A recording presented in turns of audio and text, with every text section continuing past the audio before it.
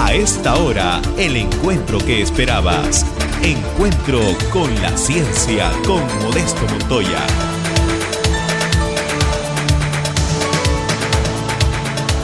Je vais vous présenter un projet de collaboration entre des étudiants péruviens et français, donc en ingénierie, qui est un projet de ballon stratosphérique qui s'appelle Wonka. Alors, qui sommes-nous? Premièrement, côté français, nous sommes une association loi 1901 donc, qui regroupe des élèves et anciens élèves comme moi de l'ESTACA, une école d'ingénieurs, dans les transports. Donc cette association du C-Space, et ce depuis 1992. On a aussi d'autres projets technologiques, comme par exemple les ballons stratosphériques. D'un autre côté, on a le laboratoire Smart Machines, qui fait partie du CETIC de l'Université nationale d'ingénierie de Lima, qui réalise aussi beaucoup de projets différents, donc qui a réalisé notamment le premier CubeSat péruvien, qui réalise aussi des projets de robotique, des projets de bateaux automatisés, et depuis quelques années des projets de fusée et un projet de ballon stratosphérique. Ils participent aussi à de nombreux concours et ont participé eux aussi avec nous au C-Space. Vous pouvez voir là ce qui a été le premier projet en commun entre nos deux clubs, enfin entre notre club et le laboratoire, qui était la fusée EOS, qui transportait donc un CANSAT réalisé par la UNI. Alors, nous, ce qu'on fait à présent, c'est des ballons stratosphériques, plus particulièrement au niveau de la collaboration franco-péruvienne. Alors, ballon stratosphérique, c'est un terme qui est assez large et qui parle de beaucoup de choses différentes. Nous, c'est ce qu'on appelle des ballons sondes. Alors, c'est ce qui est utilisé dans la météorologie, donc un ballon en latex contenant de l'hélium, qui va permettre au ballon de s'élever en altitude, de gonfler avec la différence de pression, d'éclater à son apogée et de retomber. Alors l'avantage du système, c'est que comme le ballon enfle en s'élevant, on va maintenir une vitesse qui est à peu près constante, et donc on va pouvoir réaliser un profil de mesure assez intéressant avec un espacement régulier en altitude. On a un parachute, dans notre cas, qui est fourni par le CNES pour avoir une vitesse sûre à l'arrivée. On a un réflecteur radar donc, pour éviter n'importe quelle collision aéronautique. Et enfin, on a notre charge utile qui est tout en fin de la chaîne. Ce qu'on a fait les années précédentes, alors au niveau du club ESO, on a réalisé de nombreux projets de ballons stratosphériques. Le dernier en date était en 2017, le projet Barsoom. Alors, vous avez ici des images qui ont été réalisées dans la stratosphère, comme nous avons récupéré notre nacelle et la préparation de la nacelle durant le C-Space. Alors l'idée, c'était de tester un anémomètre ultrasonique que nous avions réalisé nous-mêmes avec des moyens étudiants qui se trouvait ici, à ce niveau-là, dans la nacelle. Le ballon a été lancé en 2017 et récupéré avec succès, donc on a toutes les données, c'était un vol nominal. Il faut savoir que pour les ballons stratosphériques en France, c'est à peu près 50% de chance de le récupérer. Ici, donc, c'est le premier projet de ballon stratosphérique du laboratoire Smart Machines, auquel j'ai participé durant un stage que j'ai réalisé à la UNI. C'était le projet Kinti, donc vous voyez le lancement ici, et notre nacelle que nous avions réalisé.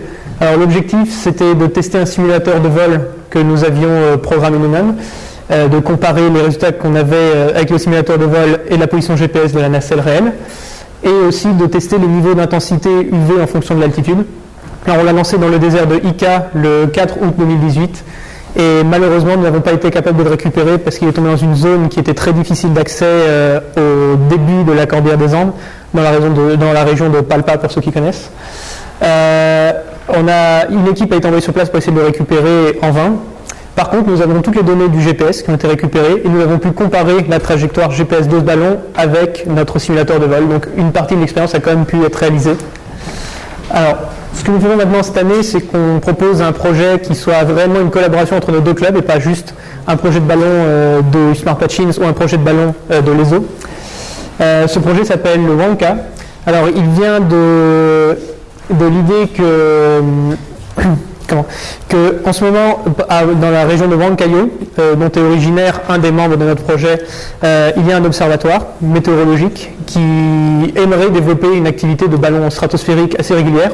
Pour l'instant, ils ont des ballons captifs qui peuvent monter jusqu'à 5 km d'altitude. Donc l'idée, ce serait de leur fournir un moyen, avec nos moyens étudiants, qui soit relativement peu cher et réutilisable de nombreuses fois. L'idée, ce serait de réaliser un premier lancement durant la campagne du Seaspace pour démontrer que notre système fonctionne et assurer une récupération, puisque les taux de récupération de ballons stratosphériques en France sont plus élevés qu'au Pérou, notamment parce que la surface est beaucoup plus grande, on a des régions désertiques beaucoup plus larges. Et une fois qu'on aurait démontré que ce système fonctionne et qu'on aurait présenté nos résultats, de proposer un lancement à Huancayo et aussi d'avoir des données qui pourraient être comparées à celles obtenues au Pérou. Alors, la campagne du Seaspace est organisée par Planète Science et le CNES, donc l'Agence spatiale française.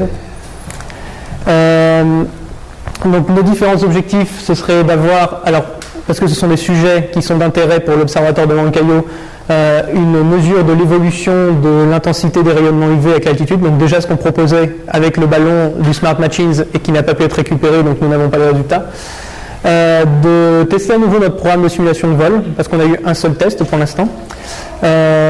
Aussi de tester un modèle thermique de notre nacelle que nous avons réalisé, de voir si notre modèle est cohérent avec ce qu'on mesure ou non. Et on s'attend à ce qu'il ne soit pas si cohérent, parce qu'il y a un paramètre que nous n'avons pas pour l'instant, j'en parlerai après, c'est l'échauffement des composants eux-mêmes à l'intérieur de la nacelle. Et enfin, de réaliser un profil de mesure météorologique, puisque c'est ce que fait classiquement un ballon sonde. Et pour la partie collaboration avec nos collègues du Smart Machines, de lancer en début de vol une nacelle créée par eux. Donc c'est assez classique dans les projets étudiants dans le stratosphérique de lancer une nacelle secondaire en cours de vol. Alors pour les mesures, voici pour l'instant notre suite de capteurs. Alors nous avons donc certains capteurs qui sont obligés de rester à l'extérieur. Alors ceci est d'un premier prototype en impression 3D du support qu'on va utiliser pour mettre nos différents capteurs. Alors l'idée c'est d'avoir toujours à peu près la même inclinaison au niveau des capteurs UV surtout. Et d'avoir accès aussi à l'interrupteur qui sera ajouté dans une version supérieure directement sur le support. Il faut savoir qu'avant un lancement, le CNES impose que la nacelle terminée soit fermée la veille du lancement, donc on n'a accès qu'à l'interrupteur extérieur. Ici c'est la carte qui se trouve à l'intérieur, donc avec les capteurs qui peuvent se trouver à l'intérieur et l'Arduino que nous utilisons pour récupérer les données. Alors l'idée c'est d'avoir tous les capteurs qui puissent se démonter facilement. On a réalisé de nombreuses impressions de cartes qui peuvent être réutilisées pour de futurs lancements. Donc l'idée c'est vraiment d'avoir quelque chose qui soit pour un budget étudiant et très facilement réutilisable pour différentes applications. Alors, on a dû aussi construire notre nacelle. Et là, alors normalement en France, les nacelles sont faites en polystyrène extrudé, donc pas l'expansé qu'on trouve assez classiquement, mais extrudé qui est fait pour l'isolation des murs. Le problème, c'est qui s'était posé quand j'étais en stage à Lima, c'est qu'il est assez difficile à trouver à Lima parce qu'il est quasiment pas utilisé. On trouve très facilement une polystyrène expansé, mais pas extrudé. Et si on en trouve, il est importé des États-Unis et il coûte assez cher. Et l'idée, c'était d'utiliser un autre matériau qui est le polyuréthane, qui lui se trouve très facilement dans les deux composants qui permettent simplement en se mélangeant de réaliser de la mousse de polyuréthane. Et donc pour s'imposer les mêmes conditions qu'on aurait pour un lancement au Pérou, on a aussi réalisé du coup une nacelle en mousse de polyuréthane. C'était déjà le cas du ballon qui a été lancé dans le désert d'Ica. Donc on vérifiera notre modèle thermique de notre nacelle. Alors c'est un modèle assez simple, on a un matériau qui est globalement homogène. Ou du moins on l'espère, et du coup on aura des capteurs à l'intérieur, à l'extérieur, et on comparera les résultats simulés ou non. Et comme j'ai dit, on s'attend à avoir une différence parce qu'on a un paramètre qui n'est pas connu, c'est la puissance thermique émise par nos composants directement à l'intérieur de la nacelle. Alors pour récupérer un ballon stratosphérique, on a plusieurs moyens. Tout d'abord, mettre des balises GPS à l'intérieur. Alors, ce sera notre cas, on va mettre une balise GPS qui communique par le réseau téléphonique. Au Pérou, on utilisait une balise GPS qui communiquait par le réseau satellitaire. C'est ainsi qu'on a pu récupérer d'ailleurs la trajectoire de notre ballon. On a aussi une carte SD à l'intérieur de la nacelle, qui, si on récupère la nacelle, on aimerait récupérer aussi la carte SD avec les différentes données dedans. Et enfin, on a des systèmes de télémétrie. Alors pour le Pérou, il faudra qu'on développe notre propre système. C'est quelque chose qui a déjà été fait par le laboratoire Smart Machines pour notre ballon stratosphérique. Alors malheureusement, on a eu un dysfonctionnement de la télémétrie pendant le vol.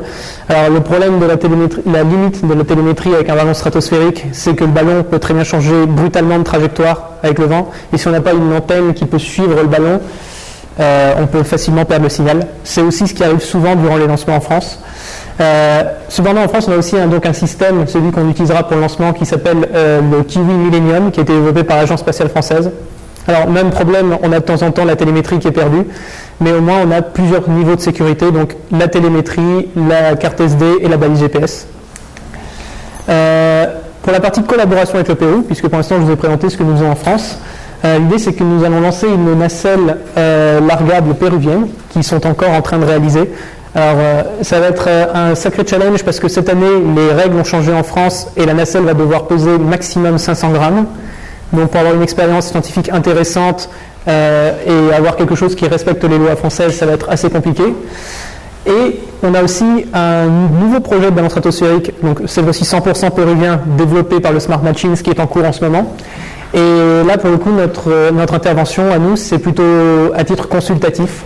Donc, par exemple, pour les aider à trouver la mousse de polyuréthane que j'avais déjà utilisée durant mon stage pour le projet de ballon, des idées aussi pour ce qui est autorisé ou non au Pérou, toutes les démarches administratives. J'ai passé pas mal de temps à travailler, à rechercher les démarches administratives pour lancer un ballon au Pérou. C'est plus facile qu'en France, mais ça reste compliqué.